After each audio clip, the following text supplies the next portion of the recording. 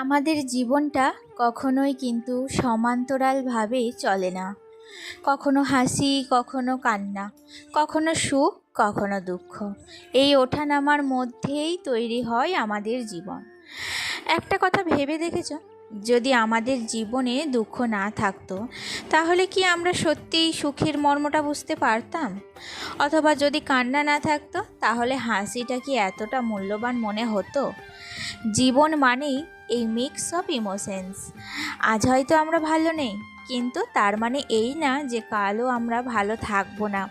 আজকের দুঃখই হয়তো আগামী দিনের সুখের দরজা খুলে দেবে। তাই কখনোই আশা হারানো উচিত না, কারণ মানুষ বেঁচে থাকে আশাতেই। আর এই আশাই আমাদের প্রতিদিন নতুন করে লড়াই করার শক্তি দেয়, নতুন করে স্বপ্ন দেখতে শেখায়। হয়তো আজ পথটা কঠিন, কিন্তু বিশ্বাস রাখো আগামীকালটা আরও সুন্দর হতে পারে। তাই নিজের ওপর বিশ্বাস রাখো, আশাটা ধরে রাখো, কারণ জীবনের প্রতিটা কঠিন সময়ের পরেই একটা সুন্দর সময় অপেক্ষা করে থাকে। চলো, অনেক কথা অনেক গল্প হবে, তার আগে নিজের পরিচয়টা দিয়ে দিই। নমস্কার, কেমন আছো সবাই? আশা করি সবাই খুব ভালো আছো। আমি সুমি। আমার আরও একটি নতুন ব্লগে তোমাদের অনেক অনেক স্বাগত জানাই। কালকে সন্ধেবেলায় এনেছিল বেশ কিছু মুদিখানার দোকান, তার সাথে ছিল কিছু মুড়িও। আসলে আগেকার দিনে না সবাই বাড়িতে মুড়ি ভাজাতো, কিন্তু এখন আর কেউ তো বাড়িতে তেমন একটা মুড়ি ভাজায় না, আমরাও কিন্তু না। তাই দোকান থেকে ডাইরেক্ট মুড়ি কিনে নিয়ে আসি আর সেগুলোকেই কিন্তু ড্রামের মধ্যে ভরে রাখি। আর কালকে সন্ধেবেলায় ঝড় বৃষ্টি হয়েছিল, কারেন্ট ছিল না, তাই জন্য আমার কোনো কাজটাই দেখো কমপ্লিট হয়নি। তাছাড়া আমি কিন্তু সঙ্গে সঙ্গে কাজ কমপ্লিট করার অভ্যাসটাই ধরে রাখি। যখনই দোকান নিয়ে আসে সাথে সাথে ঢেলে রাখি। যেটা কন্টেনারে ঢালা সেটা কন্টেনারে রাখি, তাছাড়া যেটা প্যাকেটের জিনিস সেটা প্যাকেটেই রেখে দিই, কিন্তু গুছিয়ে রাখার চেষ্টা করি। দেখো, জিনিসটা আনার পর বেশ কিছুক্ষণ পড়ে থাকবে ঘরে, সেটা কিন্তু একদমই আমি পছন্দ করি না। সময়ের কাজটা সময়ে করে নেওয়াই ভালো। যেহেতু কালকে একটু অসুবিধা ছিল, তাই কালকের কাজটা কমপ্লিট করতে পারিনি। তাই দেখো, সকালবেলাতেই সব কাজ ফেলে রেখে আগে কিন্তু আমার সমস্ত জিনিসগুলো গুছিয়ে নিলাম। আর তারপরে এসেছিলাম ছাদে। ছাদে এসে না মনটা ভীষণ ভালো হয়ে গেছে। ছাদে এসে দেখি আমার অনেকগুলো গাছে জবা ফুটেছে, তার সাথে আবার অনেক দিন আগে সেই ফেলে রাখা দোপাটি গাছগুলো আমি ভেবেছিলাম আর হয়তো বেরোবে না। বৃষ্টির জল পেয়ে দেখছি আবার নতুন করে কয়েকটা বীজ বেরিয়ে গেছে, আর এই দোপাটিটাই তো ফুল ফুটতেই শুরু করে দিয়েছে। আজ আমার ছাদ বাগানে, গোটা ছাদ বাগান জুড়ে ফুলেময়। আর এই যে ফুলগুলো না সব কিন্তু আমি ঠাকুরের পায়ে অঞ্জলি দেব। আর এত ভালো লাগে যখন নিজের হাতে লাগানো এই কষ্টের গাছগুলো থেকে সুন্দর সুন্দর এত সুন্দর উপহার পাই। যেহেতু বৃষ্টির জল পেয়েছে, তাই আমার ছাদ বাগান দেখো একদম সবুজে ভরপুর।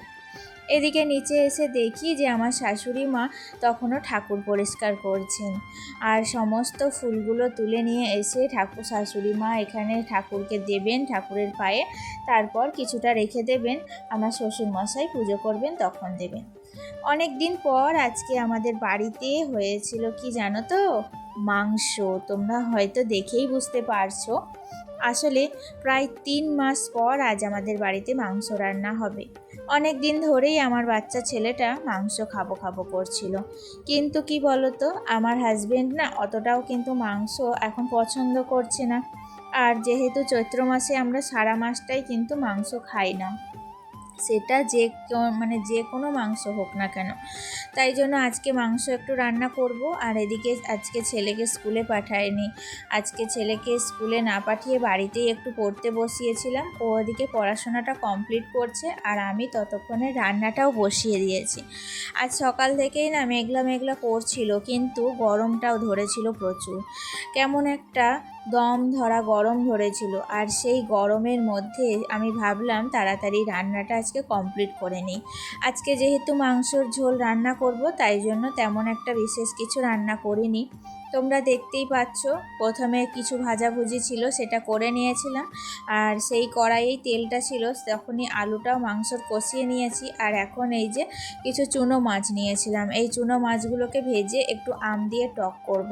দেখবে মাংসর সাথে যদি একটু পাশে টক থাকে না, তাহলে কিন্তু ভাতটা খেতে জমেই যায়। যাই হোক, মাছের টকটা রান্না করা কমপ্লিট হয়ে গেছে, আর এদিকে মাংস জোগাড় যন্ত্র সব কিছু কমপ্লিট হয়ে গেছে। তারপরেই হঠাৎ করে কারেন্ট চলে গিয়েছিল, তাই মাংস রান্না করাটা তোমাদের সাথে শেয়ার করতেই পারিনি। একবারে দেখা হচ্ছে তোমাদের সাথে দুপুর 2টোর সময়। এখন বাজে ঘড়ির কাঁটায় দুপুর 2টো। রান্না বান্না হয়ে গিয়েছে, স্নান টান করে খাওয়া দাওয়াটাও কমপ্লিট। তখনই আকাশ ঘন করে মেঘ এসেছে, চারপাশে মেঘও কিন্তু খুব গর্জন করছিল। আমি আর আমার ছেলে চলে এসেছিলাম ছাদে, আর ছাদে এসে সমস্ত জামা কাপড়গুলো তুলছিলাম। জানো তো, এই গোটা সংসার জীবনে একটা সত্যিকারের বিশ্বাসী মানুষ পাওয়া খুবই কঠিন একটা কাজ। মানুষের জীবনে কষ্ট নেই এমন একজন মানুষও খুঁজে পাবে না তুমি। সবাই লড়ছে, সবাই নিজের মতো করে কষ্ট নিয়ে বেঁচে আছে, কিন্তু সমস্যা হলো সবাই সেই কষ্টটা প্রকাশ করতে পারে না। হাজার প্রশ্নের ভিড়েও ভালো নেই, এই কথাটা জোর দিয়ে বলার মতো সাহস বা জায়গা সবাই পায় না। কারণ সবাই তো সেই বিশ্বাসের মানুষটাই পায় না, যার কাছে মন খুলে সবটা বলা যায়। আর যাদের জীবনে এমন একজন মানুষ আছে, যার কাছে নির্দ্বিধায় নিজের সব দুঃখ কষ্ট কথা বলা যায়, তারা সত্যি খুবই ভাগ্যবান। তাই যদি তোমার জীবনে এমন কেউ থাকে, তাকে কখনো অবহেলা করো না, কারণ বিশ্বাস এই পৃথিবীর সবচেয়ে দামি জিনিসগুলোর মধ্যে একটা।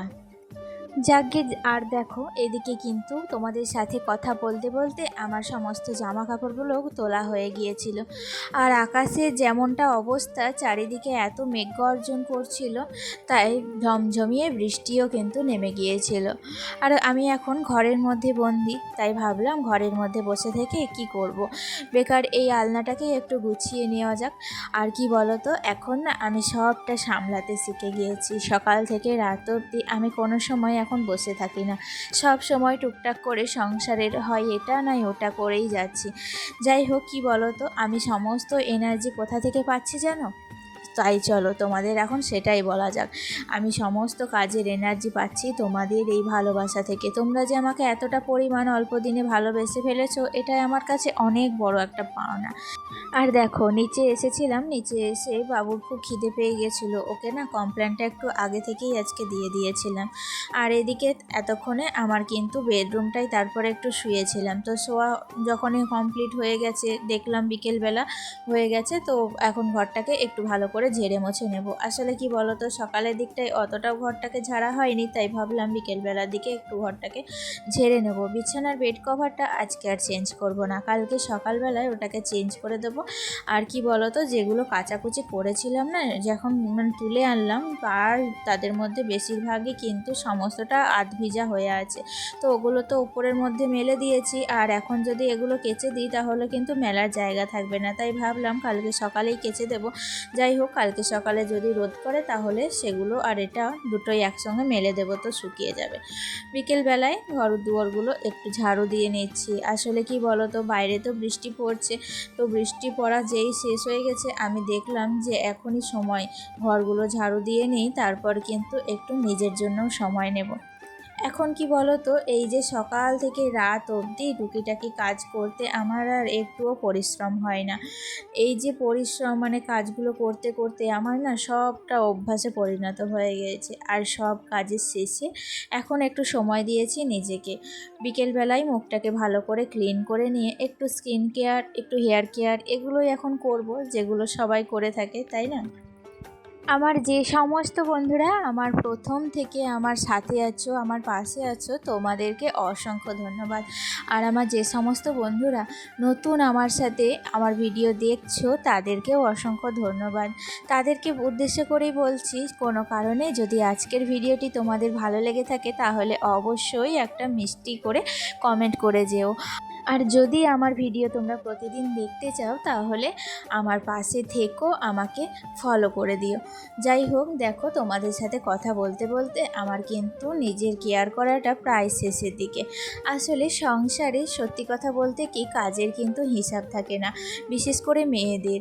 আমরা এই যে প্ল্যান করে রুটিন করে তোমার সাথে বিভিন্ন রকম কাজ শেয়ার করছি, এর বাইরেও কিন্তু আমাদের অনেক রকম কাজ থাকে যেগুলো তোমাদের সাথে শেয়ার করা হয় না, আর যেগুলো তোমাদের সাথে দেখানোও সম্ভব হয় না। প্রত্যেকটা কাজ তো আর ক্যামেরা ধরে ধরে করা সম্ভব না, তাই জন্য তোমাদের দেখাতে পারি না। তোমরা প্লিজ একটু মানিয়ে গুছিয়ে নিও, আর অবশ্যই আমার সাথে থেকো। আজকে আসি, টাটা।